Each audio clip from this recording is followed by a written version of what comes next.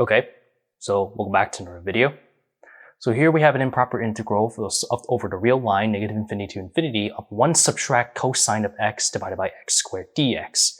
So our integrand kind of just looks pretty basic, somewhat. We can actually solve this in 3 different ways. You can actually use some Feynman's technique. You can actually apply the Laplace transform. But today we're actually going to do something that I personally like, and this is just my preference, but we're actually going to be, of course, applying some complex analysis. So actually, in the past, I've actually covered some integrals utilizing complex analysis, but specifically, we were actually utilizing residue theory with the utilization of those poles. This one's actually going to be at a different take. So we're not actually going to be using residue theory at all. Instead, we're actually going to take things into another approach. This is what's known as utilizing indented contours. Notice that x squared on the denominator is a different take, because from the other integrals we were dealing with, they had different poles utilizing the imaginary unit. Here we actually have that it's not analytic at the point 0. That's at the x-axis, the real axis. So that's actually going to change things a little bit differently. But if that's new to you guys, so you might as well just buckle up, because this is going to be a fun one. So with that, why don't we actually just jump right in? So notice that we have a cosine of x in our numerator of the integrand. So of course, without being complex analysis, we can't do anything without it utilizing Euler's formula, since e to the ix is the same thing as equal cosine x plus I times sine of x. So we have to take the real part of that. So let's actually first write this as capital I at our given. So the integral negative infinity to positive infinity, 1 minus cosine of x, then divided by x squared dx. In other words, I'll take the real part. So the real of our integral, so negative infinity of 1 subtract e to the power ix, and then divided by x squared, and then dx. Okay, so with this in mind, so let's actually call a function that's analytic slash holomorphic. Call this f of z being our integrand in this situation. So we'll say that this is 1 subtract e to the power I times z, and then divided by z squared. Then we notice that the pole, of course, is at equal to 0. Then what this means is that drawing with this construction, that there's going to be the point 0 where we actually have to, of course, we're dealing with contour integration, but because there's the point at 0 that's not analytic, we had to yet construct another semicircle arc compared to, in order to minimize that, where usually when we were doing the upper half circle, it's actually putting with the maximum. That's why when stuff like this, we actually had to apply Jordan's lemma. And spoiler alert, we're actually gonna have to use Jordan's lemma, but instead of using that, we're actually gonna, show the entire work of that. So if I'm saying things a little too fast, sorry for that. This just gets me excited. So let me actually construct our contour that we're actually working with. So as we see, we have our indented contour. I'm actually just gonna call this capital gamma. And then our point at the pole 0, so that's where it's not analytic. So that means we have to, of course, that's where the construction of that smaller semicircle is. So we're gonna call these intervals. So of course, I'll let this be negative r and r, utilizing the upper half of the semicircle. And then we'll call this, for the lower one, we'll call this negative epsilon, and then positive epsilon over here. So of course, we're integrating on this line in a counterclockwise direction. Then what we do from here is, let me actually first label these arcs, or the semicircle arcs. So first, this smaller one's gonna be, we'll call this capital C. I'll let this be the lower radius, lowercase r, and then this one be capital R. Okay, so with that in mind, so now let's actually construct our integral that we're actually working with. So the integral being that our contour that we're actually centering around with is the following. So we have capital gamma of f of z, then dz, and simply it's just equal to, we actually have to integrate on each of the lines over here. So that means we have 4 different contour integrals we have to calculate. So first one is we have the bigger radius on the upper half semicircle, so f of z, and then dz. Add this with, now we're on the real axis, so we'll actually start with negative r to negative epsilon. So that means our bound over here is negative r and negative epsilon on the x-axis. So, well, the real axis rather, so we'll just put this as f of x and then dx.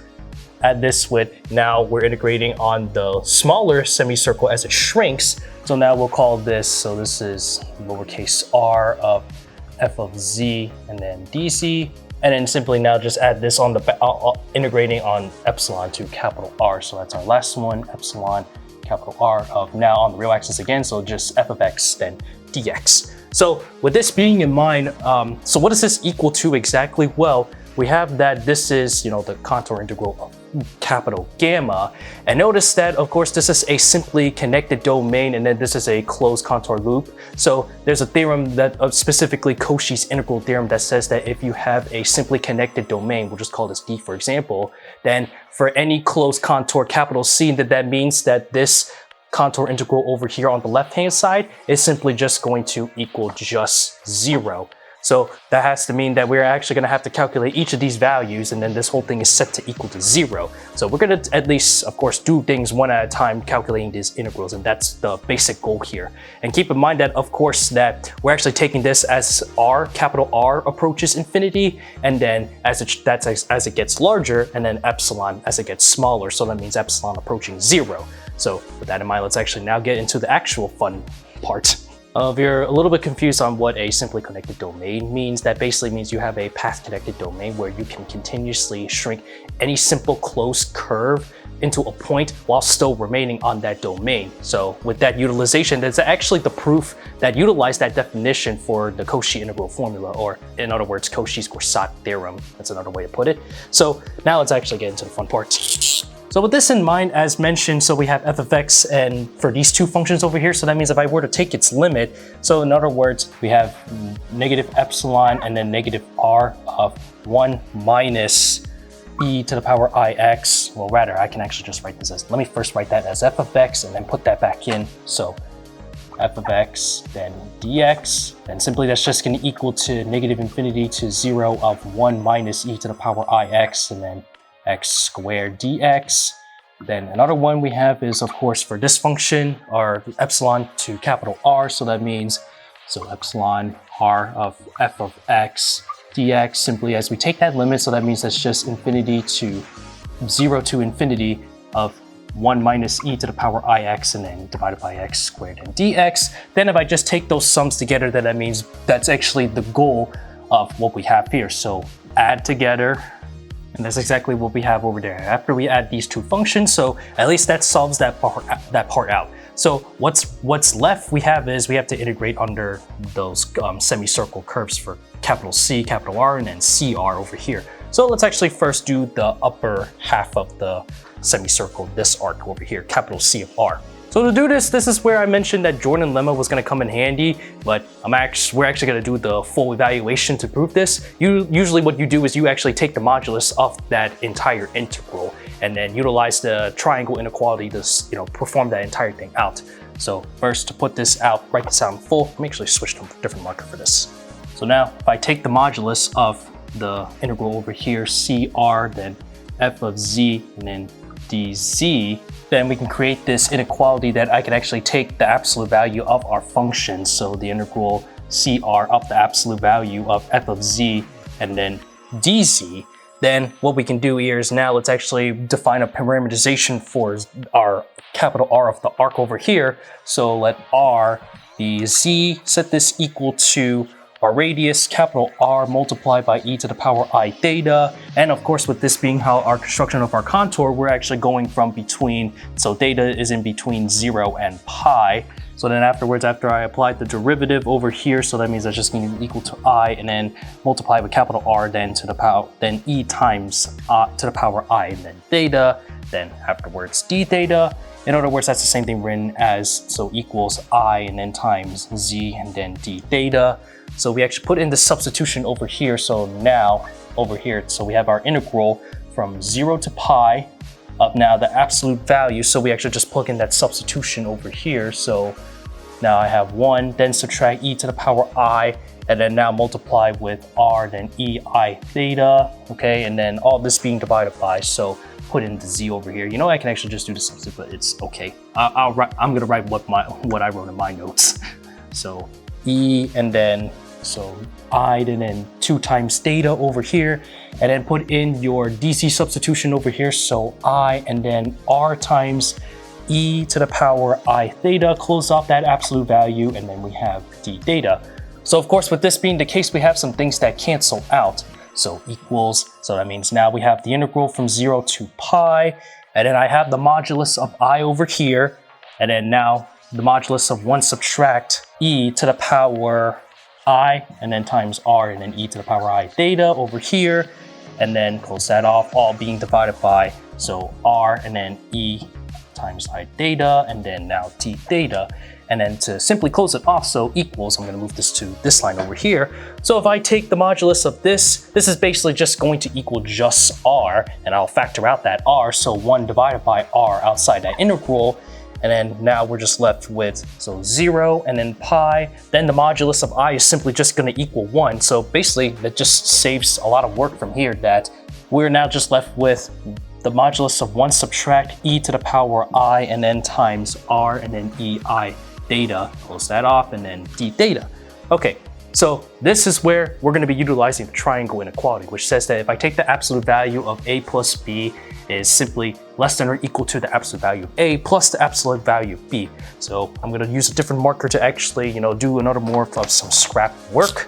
So now we're actually going to utilize the triangle inequality over here. So now that says that, so I'll take the calculation 1 subtract e to the power I r, then e I theta, so that's less than or equal to 1, the absolute value of 1 plus then negative e to the power I and then r e I theta, and close that off. Then just skipping the calculations for this is actually very easy to show that indeed that this is just simply just going to be 1, and then add this with e to the negative r times sine theta. Okay, so with this in mind, now we can actually go back to our result over here. So now that we can say that so far the absolute value of, so our bounds, so hold on, let me write this a little bit bigger. We have the absolute value of our integral, so CR of f of z dz is then simply just going to equal to just the, so when we put this over here, less than or equal to 1 divided by r, and then multiply with the integral from 0 to pi of just 1 plus e to the negative r, and then sine theta, then d theta. Okay, so here's another thing that we're actually going to have to utilize. This might be a little bit difficult to, put this into perspective. What we can do here is that notice that the function sine theta is greater than or equal to 2 times theta divided by pi. So with that being the case, and of course this is the interval we're looking at from between 0 and pi over 2. So what we can do here is utilize that inequality. What that does actually, it not only changes this inequality, but it actually, for the integral specific, what that actually changes our bounds. So what that does is we're actually doing double, so we're multiplying it by 2. So in this case, I have now less than or equal to, so continue from here, of 2 divided by r, then multiply from the integral from 0 to pi divided by 2 of 1 plus e, then to the negative r, multiplied by 2 divided by pi, and then multiply the theta, and then d theta. Then with this, so now we can actually now calculate this. So this is equal to 2 divided by r, then now multiply, so just the simple antiderivative do, which is just theta, then minus pi divided by 2r, then multiply with e to the negative r times 2 divided by pi, then theta. Then we just evaluate this from 0 to pi over 2. Okay, so let me actually get rid of some stuff and then we can actually continue forward. Okay, so now that we have that, this is so far what we did for calculating specifically this integral over here on the upper semicircle arc. So now we actually just, plug in the stuff. Easy as that. So we have now, so 2 divided by r, and then now let me actually just put in the stuff in. So that means I have pi over 2 and then subtract over here. So what's that? That's actually just going to yield us with pi divided by 2r and then times e to the negative r. And so we plug in 0, so that means 0, then 0. So that means now that's going to change that to a plus, so pi divided by 2r. Then you can actually just simply, simplify some things further. So that's 2 divided by r, multiply with pi divided by 2 minus pi divided by 2r, and then times e to the negative r, subtract 1. You can actually do even more simplification. I know, a lot of simplification. So pi divided by r, then subtract with pi divided by r squared, leaving us with e to the negative r and then minus 1. Then continuing forward, it's the same thing as pi divided by r, then 1 subtract e to the negative r, then subtract 1 divided by r. Okay, So therefore, now going to back from over here, these two lines over here, now all we have to do is let's actually take that limit as r approaches infinity. Actually make things a little bit simpler from there. So therefore, I take the limit as r approaches infinity of the absolute value of our integral on the top semicircle r, capital R, of f of z dz, which we set as strictly less than or equal to the limit as r approaches infinity of, now we have pi divided by r multiplied with 1 subtract e to the negative r and then minus 1 divided by capital R over here, which indeed, as we take this limit as it approaches infinity, so that means that's going to be 1, and over here then we notice that this is indeed just going to approach simply just 0. So with that out of the way, we can now simply say that this integral over here is just going to be just 0. All right, so now we have one more integral we have to calculate, which is this one. So this is following on the smaller semicircle, but this time we're actually going to approach it as it gets smaller and smaller, aka as epsilon approaches 0. So with that, now let's actually move on to the smaller semicircle over here. Now for our final integral, we're dealing with the integral from the smaller semicircle, so lowercase r of f of z and then dz.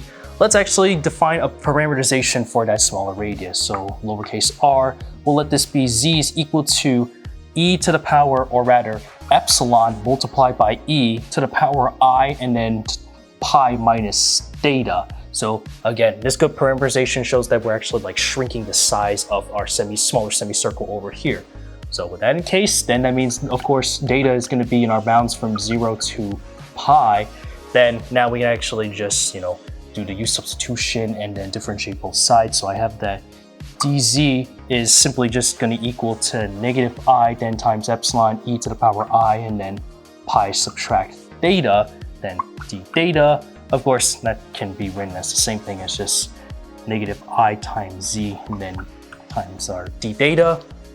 Okay, so now to plug this back in, so that means the lowercase r, wrote uppercase by mistake. So then f of z, then dz is simply just going to equal to, so of course we're not actually doing any sort of the same thing with, Jordan's lemma. Jordan's lemma is only used if you're actually doing with the top half of the circle. That means as the arc gets bigger and bigger, but here we're actually doing it smaller. So we won't be utilizing that, just for anybody curious. So now we just actually substitute the stuff back in. So it's from 0 to pi, and then I have 1, then subtract, so e to the power I, then multiply with the substitution, so epsilon times e to the power I, then times pi minus theta. And then we're gonna divide this by, so z squared, so substitute this back in, so that means I have, that is gonna be epsilon squared, then e to the power 2 times I, and then pi subtract theta. Then substitute the dz substitution over here, so times negative I, then epsilon e I, and then pi minus theta, and then d theta. Then of course what we have is that some stuff can actually just cancel out. So for one, that a negative i's that not really cancel out, but negative i's actually can be factored out outside. So negative I and then 0 to infinity, which leaves us with just 1, then subtract. So nothing's changed for the numerator so far. So e, then I epsilon, then e I pi minus theta. So, and then under the denominator is of course just epsilon e I and then pi minus theta and then d theta. Okay, this is actually looks very jarring on how we're supposed to integrate this. That's probably what you're asking. So what are we supposed to do from here? Well, notice that we have a e to the power of some exponent. We're actually just going to use some Taylor series to actually do that little bit of a replacement. So in other words, we have that this is negative I, then the integral from 0 to pi of 1 subtract. So the Taylor series representation, of course, for e to the power x, for example, is just the infinite sum starting with the index at k is equal to 0 of x to the power k divided by k factorial. So of course, just substitute that x with whatever in. So that means what we have is the infinite sum at n is equal 0, or k is equal to 0, I times epsilon e I, then pi minus theta, then to the power k, and then all this being divided by k factorial, all this being divided by epsilon e I, and then pi minus theta, and then close it off with d theta over here. what we can do is, and this is actually a little bit of a tedious work, you can actually expand this out. So write the expansion out itself. We're gonna get that 1 minus 1 is going to equal 0, so that's actually just disappears from there. And then that's being divided by this epsilon e to the power I pi minus theta. Notice that that's something that we can actually cancel out as we increase for each of our index. And another thing we can do is actually multiply the negative I, so that actually, of course, that changes the sum to everything positive. Then you can actually discretely write all this out into a new sum, and changing that index, we get that I. So we get the new integral is going to be I, and then multiply the integral from 0 to pi of now the sum. The infinite sum at k is equal to 1 of I to the power k, then multiply with epsilon e, then I times pi minus theta, then we have k subtract 1, and then k factorial, and then d theta. And then what you notice is that, so over here, so let me actually write a different color for this, is that as epsilon approaches 0, everything is actually going to vanish except for the term we evaluate at k is equal to 1. So therefore we have that this is simply just going to equal I, then multiply the integral from 0 to pi of evaluate at the k equals 1 term, I to the power 1 divided by 1 factorial, then d theta. Then simply, of course, that's an easy calculation to do. It's just I, and I is a constant, of course, so that means this is just I times theta. Evaluate this from 0 to pi, then simply we get that this is actually just going to equal negative pi. And so therefore, that is actually what this comes down to over here, negative pi. And so now to reiterate everything that we have just done, then so far we have that we set that this is equal to 0. So let me actually write this out in full. So the contour integral for capital gamma. So far is that this is going to equal 0. And then we just add these two together, which is basically the goal of the integral, what we wanted to calculate, at least getting there. So infinity to negative infinity of 1 subtract e to the power ix, and then divided by x squared, then dx. And then we just showed that this is actually just going to equal, so minus pi. And all of this, of course, is simply, as we said, is equal to 0. So that means that the integral over here, so the integral from infinity to negative infinity of 1 minus e to the ix divided by x squared is simply just equal to just positive pi. And then the last thing to do is, of course, take the real part of this, which simply just equates to that. So therefore, the goal of this integral is that I is simply just going to equal simply just pi. And just like that, we have completed our improper integral using a new form of complex analysis of indented contours, the topic that I'm sure a lot of you people who's never learned this kind of topic, that I hope you learned something new. That was a lot to talk. My room is very hot, that's why I'm kind of just jumbling my words, but I did it. Hope you learned something. So yeah, that's pretty cool if you ask me.